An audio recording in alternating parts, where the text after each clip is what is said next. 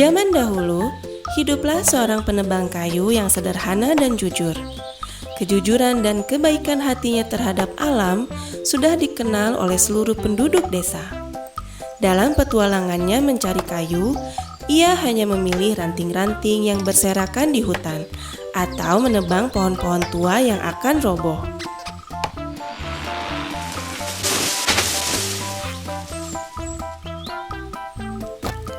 Bahkan, dia menanam bibit pohon baru untuk menggantikan pohon lama yang sudah dia tebang. Benar-benar di luar kebiasaan seorang penebang kayu pada umumnya. Suatu ketika, penebang kayu beristirahat di pinggiran sungai, dan tanpa sengaja, ia menjatuhkan kapaknya ke dalam sungai. Oh tidak, kapakku! Arus sungai begitu deras, dan kapaknya pun terjatuh cukup dalam. Si penebang kayu tidak mampu menyelamatkan kapaknya. Aduh, bagaimana aku menebang kayu besok jika tanpa kapakku? Di tengah lamunan dan kesedihan, tiba-tiba muncul seorang lelaki tua yang merasa iba terhadap nasibnya.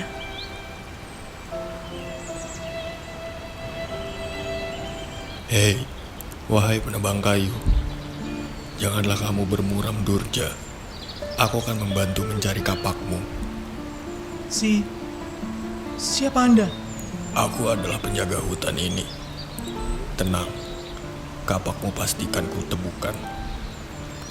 Tanpa ragu, lelaki tua itu masuk ke dalam sungai, kemudian muncul kembali dengan sebuah kapak emas. Nah, hei penebang kayu, terimalah kapak ini. Wahai saudara yang baik hati, maafkan aku jika terdengar kurang berterima kasih. Tapi kapak emas itu bukanlah milikku. Sungguh, ini bukan milikmu. Tapi kapak ini sungguh mahal, karena terbuat dari 100% emas murni. Baiklah, akan kucarikan lagi kapakmu.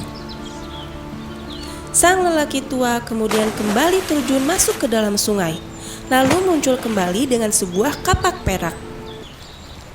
Hei penebang kayu, lihatlah, aku sudah temukan kapakmu ini. Terimalah.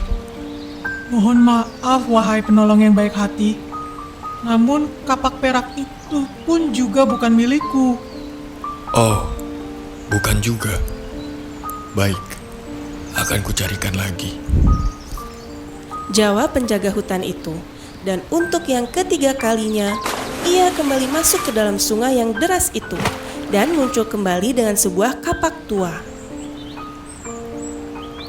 Bagaimana dengan yang ini?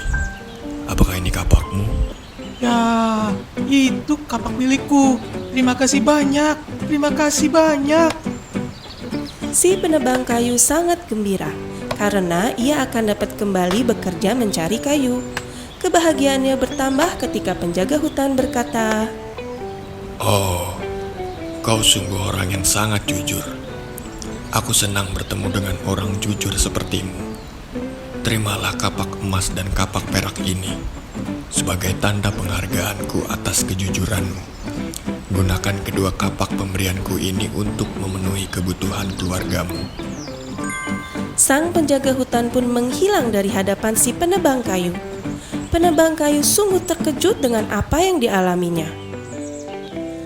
Saat kembali ke desanya, si penebang kayu menceritakan peristiwa mengejutkan yang ia alami dengan sang penjaga hutan kepada teman-temannya. Keesokan harinya, si penebang kayu jujur itu menjual kedua kapak pemberian penjaga hutan. Di luar dugaan, kedua kapak tersebut bernilai sangat tinggi, sehingga dapat mengubah kehidupan keluarganya menjadi lebih baik dan layak. Wah, banyak sekali hasil penjualan kapak emas dan perak ini. Sungguh beruntung aku bertemu dengan sang penjaga hutan. Semoga ini semua bermanfaat bagi keluargaku.